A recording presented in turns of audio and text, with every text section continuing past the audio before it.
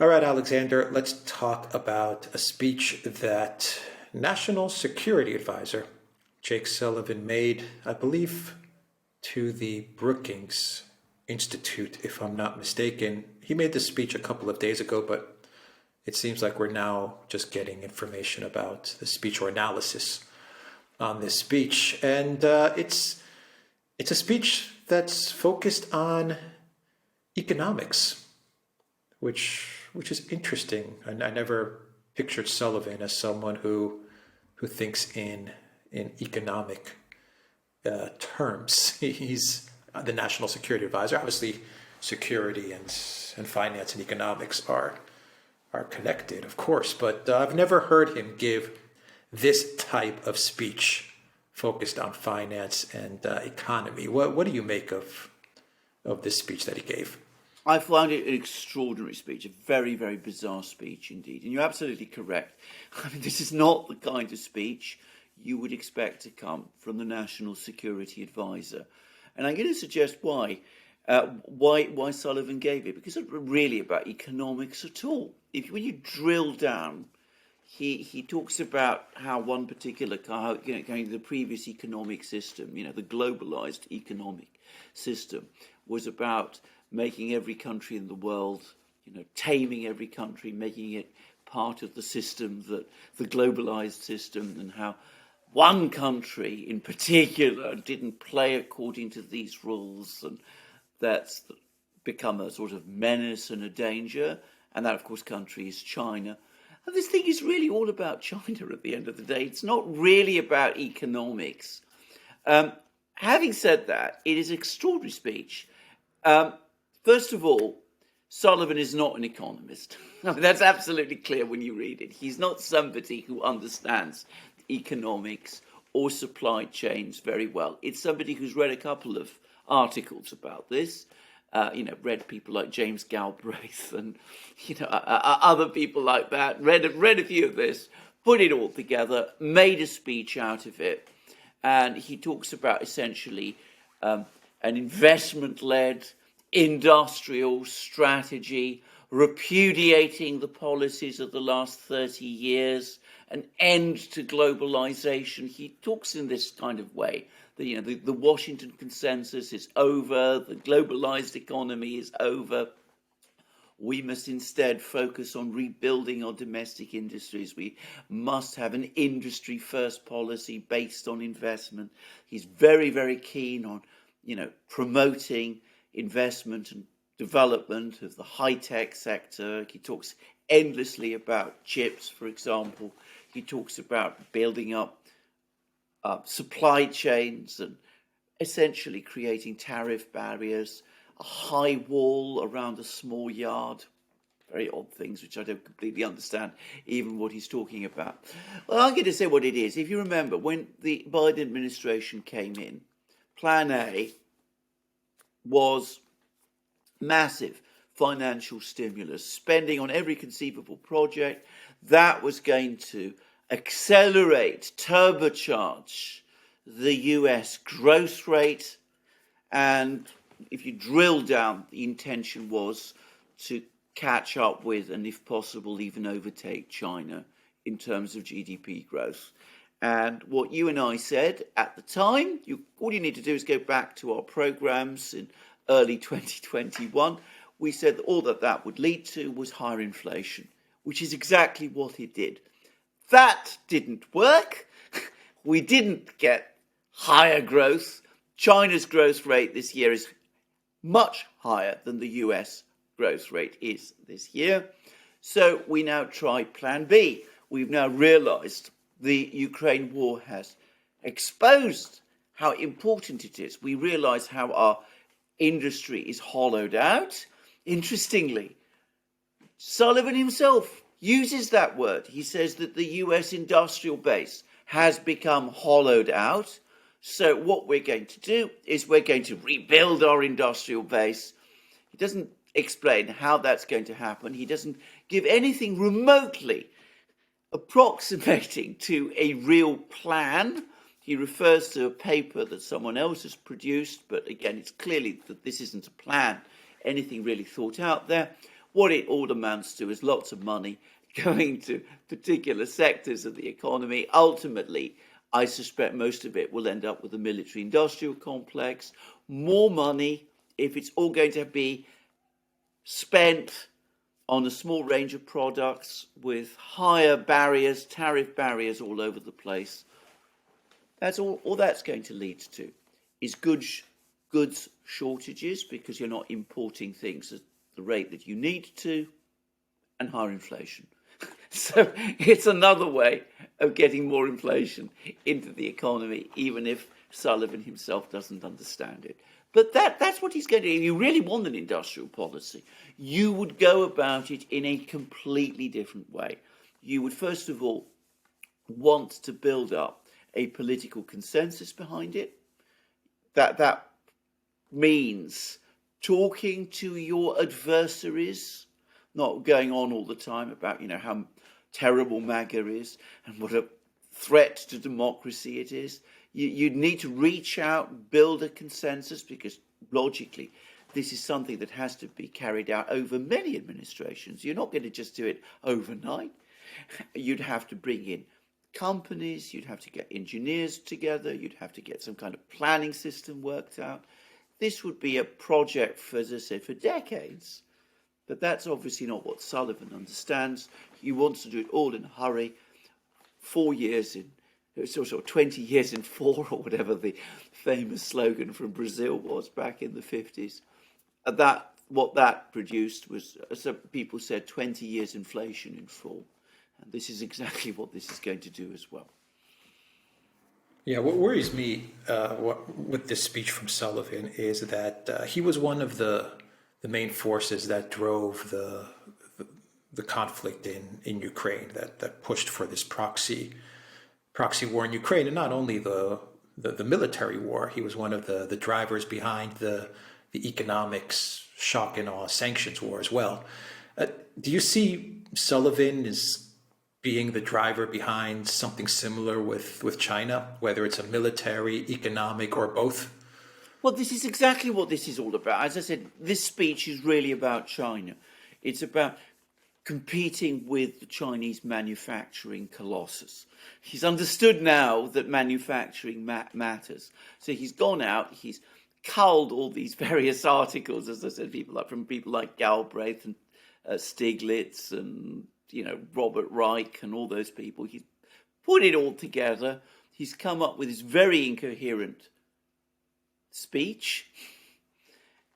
And what it's all leading up to is take on China, ultimately perhaps impose a blockade on China. We're not going to be as dependent on China as we were. So if Chinese goods don't reach American markets, that won't be a problem because we'll have rebuilt our industrial base. And we'll have done that presumably by 2025 or 2027 or whatever date Sullivan has chalked in as the moment for the showdown with China. That's all it's about, ultimately. It's not really about, as I said, changing America's economic system. And you're absolutely right. The administration is even more fixated with China now than it was with Russia, to a dangerous extent, that they are seeking a confrontation with China.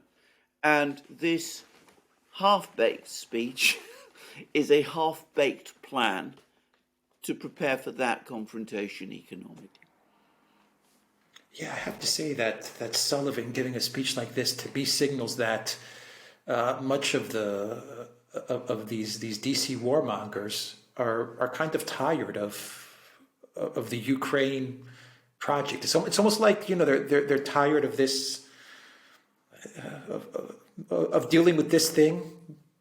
Let's move on to something else now. Yeah, no, well, that's that's kind of the sense that I'm getting. That okay, we were doing this and that in Ukraine. Okay, it didn't quite work out or whatever. Let's now move on to the next thing, because this one looks even more interesting. Yeah, this is exactly what it is. And, Ukraine hasn't worked out quite as we expected. The Russians proved more resilient than we thought. The economy there didn't quite collapse. The victory wasn't achieved on the battlefield. So, we still got to carry through our grand plan, whatever that is, secure US hegemony for the indefinite future. And so we'll take on the Chinese. And we've got this huge navy. We can blockade China, bring it to its knees, because they depend on all these imports of commodities, food, oil, all that. And at the same time, we'll build up our industrial base, and we'll see that off. And of course, we don't really consider what war with China means, or what its implications would be, and we don't really take into account any possibility that the Chinese might be listening to what we're saying and might be preparing for it. And of course, the Chinese will be reading Sullivan's speech, just as they read Janet Yellen's speech the other day, which was even every bit as crazy, by the way, in my opinion. And anyway, they're going to be taking precautions. They're going to be preparing for this confrontation, which they see is only round the corner. So, how is the U.S. economy? I mean, another bank? Yeah, First Republic. Yeah. I'm going to say it's. I get the sense that we have a festering crisis building up in the financial system because of these interest rate increases. But also, I suspect we're also now starting to shift towards a recession. There's two reasons why I think this. Firstly, I mean, I'm not a person who reads all the numbers, but apparently lots of figures now for money supply, falls in money supply, are pointing to a recession coming. And we see what looks like falls in some of the PMI figures, and they seem to be pointing towards a recession. The other thing that I think points to recession is that oil prices, despite OPEC plus cuts, are remaining soft. And that suggests to me that people are not buying, oil because they expect oil consumption to fall rather than rise. And the reason they must expect that is because they expect a recession is on the way. So it looks to me like we're probably heading towards a recession.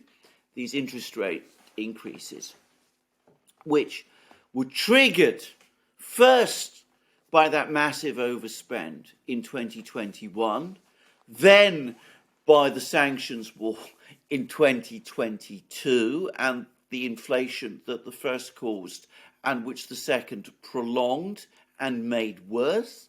So these interest rate increases are having the effect, not so much perhaps of bringing the inflation rate down, but of undermining the economy and bringing about a recession in the economy and exposing the cracks in the financial system.